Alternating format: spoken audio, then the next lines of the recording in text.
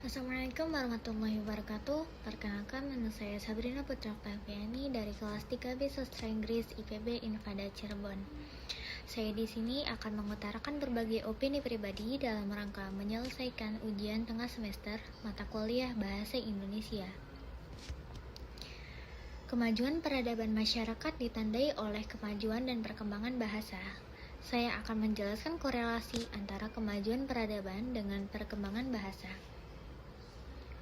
Perkembangan bahasa mencerminkan perkembangan kemajuan peradaban masyarakat pendukungnya. Di balik tanda-tanda lahirnya suatu peradaban itu, terdapat komunitas yang aktif dan kreatif menghasilkan ilmu pengetahuan. Namun, di balik faktor aktivitas dan kreativitas masyarakat, masih terdapat faktor lain, yaitu bahasa. Karena bahasa merupakan media untuk menyampaikan sebuah gagasan. Sebaik apapun pemikiran seseorang, tanpa bahasa adalah suatu kenihilan. Sinergi antara bahasa dan pemikiran manusia dapat mengantarkan manusia untuk tidak saja menyempurnakan penampilan ragawi mereka, tetapi juga mengatasi berbagai keterbatasan ragawi mereka sehingga memberi jalan bagi lahirnya fenomena khas manusia berupa kebudayaan. Dan secara lebih khusus adalah peradaban. Itulah sebabnya Wittgenstein mengatakan yang jika diterjemahkan ke dalam bahasa Indonesia akan berbunyi seperti ini. Batas bahasaku adalah batas duniaku. Dengan kata lain, kalau ketidakmampuan berbahasa adalah batas dunia binatang, maka kekurang cakapan berbahasa juga membatasi dunia manusia. Pun, bila dikehendaki memperluas dunia manusia, maka salah satu piranti utamanya adalah kecakapan berbahasa. Tanpa berbahasa, maka tiada pula kemampuan manusia untuk meneruskan nilai-nilai, pola-pola perilaku, dan benda-benda budaya dari satu angkatan kepada angkatan penerusnya. Lebih dari itu, tanpa bahasa, boleh jadi juga akan jauh lebih sulit membayangkannya terjadi pengayaan budaya melalui pertukaran antara kelompok masyarakat. Setelah mengetahui peran bahasa Indonesia dalam mendorong kesadaran nasional dan mengetahui perkembangan bahasa, sikap apa saja yang harus dimiliki mahasiswa terhadap bahasa Indonesia? Sikap positif berbahasa Indonesia adalah sikap bahasa yang diwujudkan dengan yang pertama adalah kesetiaan berbahasa. Suatu upaya mendorong mahasiswa agar tetap berpegang teguh, memelihara dan menggunakan bahasa nasional, bahasa kebangsaan, ialah bahasa Indonesia. Dan apabila perlu, mencegah adanya pengaruh bahasa asing yang berlebihan. Yang kedua, kebanggaan berbahasa. Suatu upaya mendorong mahasiswa agar lebih mengutamakan bahasanya dan menggunakannya sebagai lambang identitas bangsanya, lambang jati diri bangsa. Dan yang ketiga adalah kesadaran akan adanya norma atau kaidah berbahasa. Suatu upaya mendorong mahasiswa agar menggunakan bahasa Indonesia sesuai dengan norma, kriteria, kaidah, dan tata aturan yang berlaku dalam berbahasa Indonesia dengan baik, benar, dan santun. Apa korelasi antara kemampuan menulis dengan kepandaian membaca, dan bagaimana cara agar mampu memahami bacaan dengan baik? Membaca merupakan kegiatan pembelajaran yang efektif dalam mengembangkan wawasan dan pengetahuan. Di tingkat universitas, membaca mendukung kemampuan dasar siswa lainnya. Selain membaca, tuntutan pendidikan di era kompetitif saat ini juga membutuhkan kemampuan menulis siswa yang baik dalam memecahkan masalah. Mahasiswa dengan kemampuan menulis yang memadai, seperti menulis karya ilmiah, akan digunakan untuk berpikir sistematis, akurat, dan benar dalam mengidentifikasi dan memecahkan masalah.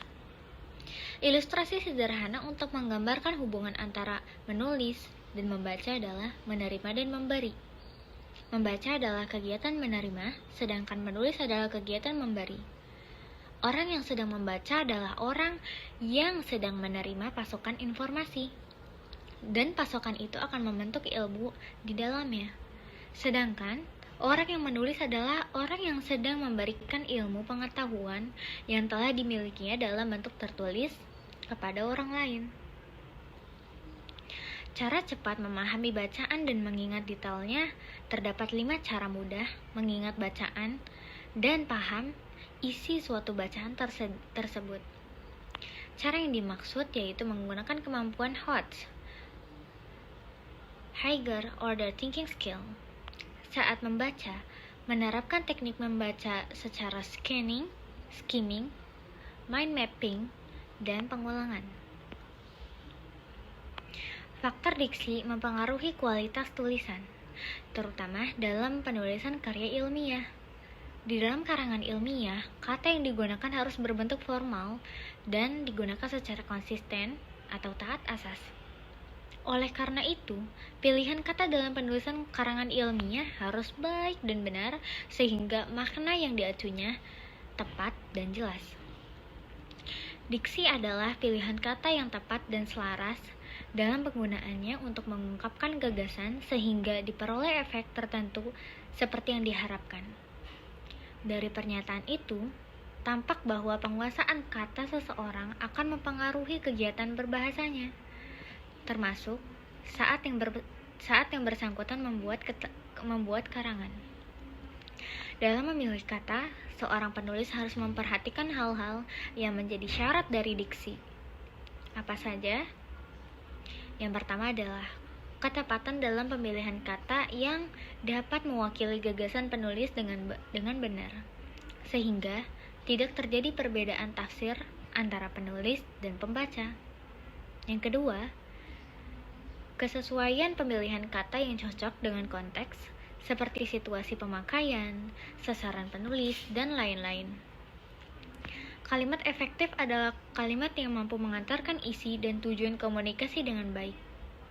Beberapa syarat kalimat yang efektif adalah: yang pertama adalah kesatuan gagasan, yang kedua koherensi, yang ketiga penekanan bahagian kalimat, yang keempat variasi kalimat, dan yang kelima paralelisme. Menjelaskan contoh-contoh kalimat majemuk bertingkat yang menyatakan pembandingan, syarat, dan implikasi. Yang pertama, jenis-jenis kalimat majemuk bertingkat pembandingan terdapat kata daripada, ibarat, seperti, laksana, dan bagaikan. Contoh kalimatnya, sifat saudara kembar itu sangat berbeda, bagaikan bumi dan langit. Yang kedua, jenis-jenis kalimat majemuk bertingkat syarat terdapat kata jika, apabila, seandainya, dan asalkan. Contoh kalimatnya, temanku berkata akan segera berangkat apabila hujan sudah reda. Yang ketiga, jenis-jenis kalimat majemuk bertingkat implikasi, yaitu ada kepemimpinan, etika, budaya, globalisasi, teoritis, manajemen, metodologis, logika, dan matematika. Contoh kalimatnya, jika kita mengendarai dengan cepat di jalan tol dan rem kita tidak berfungsi, implikasi yang pasti terjadi adalah kecelakaan. Sekian, terima kasih. Wassalamualaikum warahmatullahi wabarakatuh.